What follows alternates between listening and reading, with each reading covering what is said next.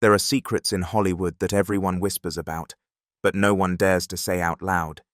That is, until Jada Pinkett Smith stepped into the courtroom and shattered the silence.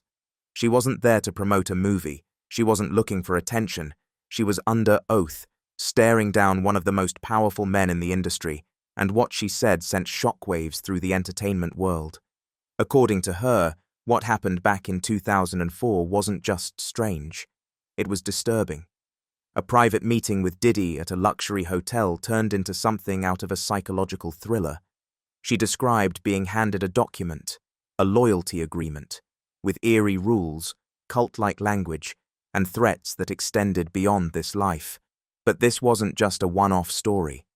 What Jada revealed hinted at a deeper system, one hidden behind red carpets and flashing cameras, a system that may have kept some celebrities in power and others in silence.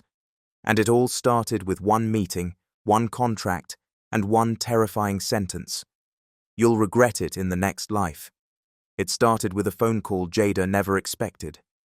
Back in 2004, Diddy personally reached out, inviting her to discuss what he called a philanthropic initiative.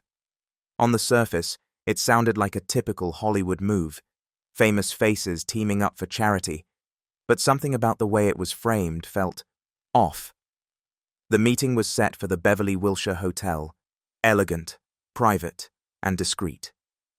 Jada showed up expecting a pitch for a foundation or fundraising event. Instead, she was escorted by 2 security guards to a penthouse suite with all the curtains drawn.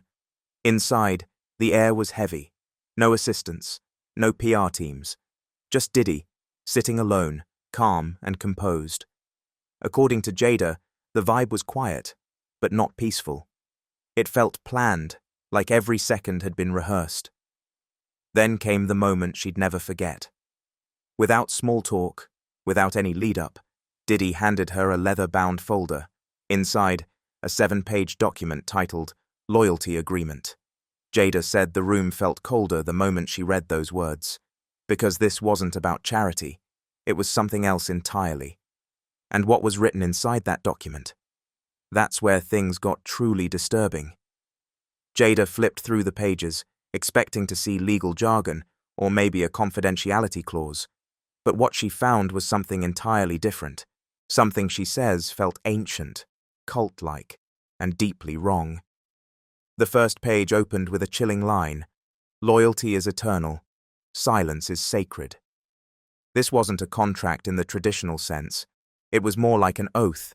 Terms like spiritual submission, sacred hierarchy, and consequences beyond this life were scattered throughout the document, written in a mixture of legal language and bizarre, ritualistic phrasing. One section outlined the importance of remaining silent in all dimensions of existence. Another described punishment for betrayal, not just reputational damage, but energetic severance and ancestral dishonor. Jada said it didn't feel like something written by lawyers. It felt like something written by believers, fanatics, or worse. There were also veiled references to rituals, inner circles, and unseen watchers, phrases she couldn't make sense of at the time, but that lingered with her for years. And then came the signature page, where Diddy had already signed his name in thick black ink. The final line simply read, "To reject this agreement is to choose exile, spiritually, professionally, and eternally." Jada froze. She asked him, "Is this a joke?" And Diddy just stared at her and said, "You'll regret it in the next life." Jada sat there, stunned. The room was dead silent. No music, no noise from the hallway, not even a ticking clock. Just her, Diddy, and that document. She slid the folder back across the table and said, quietly but firmly, "I'm not signing that." Diddy didn't argue. He didn't raise his voice. He just looked at her with a calm that felt colder than any threat could. Then he said it again, this time slower. "You'll regret it in the next life." Jada described the moment as surreal, like being pulled into some kind of spiritual trap. She didn't understand what the agreement really meant. But she could feel it wasn't a bluff. It wasn't about money or fame. It was about control, submission, fear. He never told her what would happen if she spoke about it. He didn't have to. The message was clear. She left the hotel without looking back. But something about that moment stayed with her, like a shadow she couldn't shake.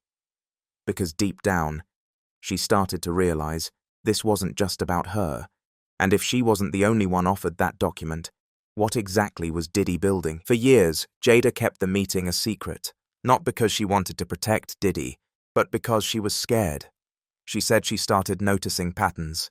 People in the industry who refused to play by the rules would suddenly disappear from the spotlight. Not physically gone, but erased. Careers stalled overnight. Projects vanished. Entire reputations quietly buried. She began hearing strange phrases whispered at parties, coded language, inside jokes that didn't make sense until that night at the hotel. Terms like ascending the pyramid or the circle keeps the circle. Things she once brushed off as eccentric now felt loaded with meaning. And it wasn't just about Diddy. According to Jada, there was a system behind him, a hidden structure of influence, one that rewarded silence and punished defiance. She said the fear wasn't legal, it was spiritual. Like signing that document would have bound her to something she couldn't escape, even after death. That kind of control, it doesn't come from lawyers or managers, it comes from somewhere deeper, darker. So she stayed quiet, because the price of speaking out felt higher than anyone could imagine. But eventually, silence wasn't an option, because she realized if she didn't speak now, she might never get another chance. Jada's testimony didn't stand alone for long. Soon after she spoke, prosecutors introduced 2 more documents, both eerily similar to the one Jada described. These came from former employees of Diddy's inner circle, people who had quietly left the industry years ago, without explanation. Now, their silence was broken. Each document carried the same title, Loyalty Agreement. Same phrasing, same disturbing language about eternal silence and hierarchies of obedience. And at the bottom of each one, the same signature, Sean Combs, scrawled in thick, unmistakable ink. To make it undeniable, a forensic handwriting expert was brought in. After a detailed analysis, the verdict was clear. The handwriting on all 3 documents matched Diddy's. No dispute, no doubt. That's when the atmosphere in the courtroom changed. Up until that point, Diddy had remained composed, smirking at questions, whispering with his legal team. But when Jada read one of his exact phrases aloud, "You'll regret it in the next life," his mask cracked.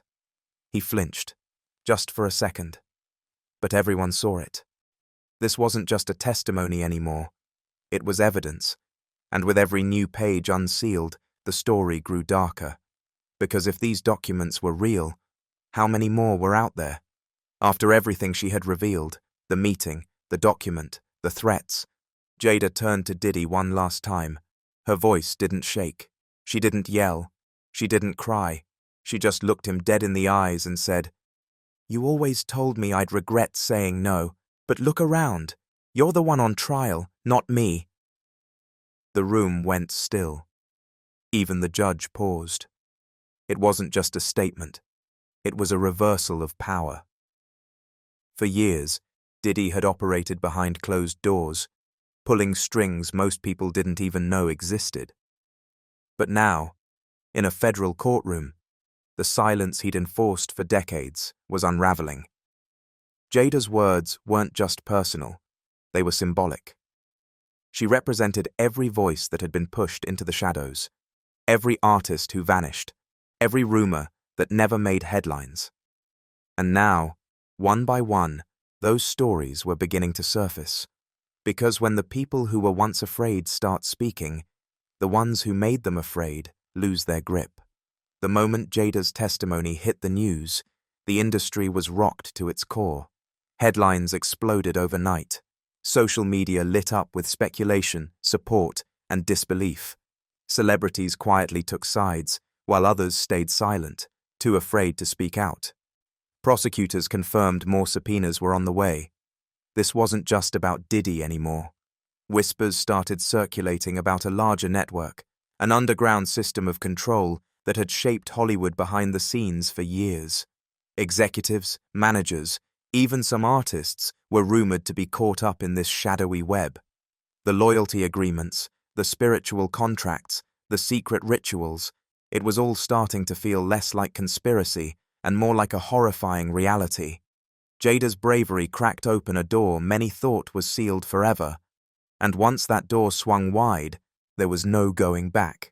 The trial wasn't just a courtroom drama, it became a reckoning, a moment that could redefine how power, fear, and silence operate in the world of fame.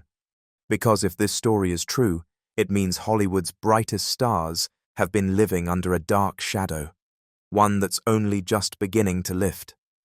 Jada Pinkett Smith's testimony didn't just reveal a secret.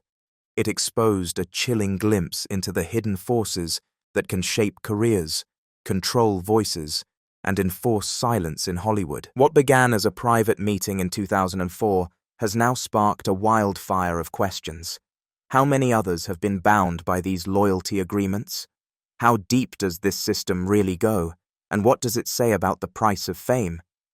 Her courage to speak out has cracked the surface of a world most people never see, a world where power isn't just about money or influence, but about fear and control on a spiritual level. As the trial continues and more secrets come to light, one thing is clear. This story is far from over. And whether you believe it or not, it forces us to wonder, what else is happening behind the curtains of Hollywood's glitz and glamour? The silence is breaking, and what comes next could change everything.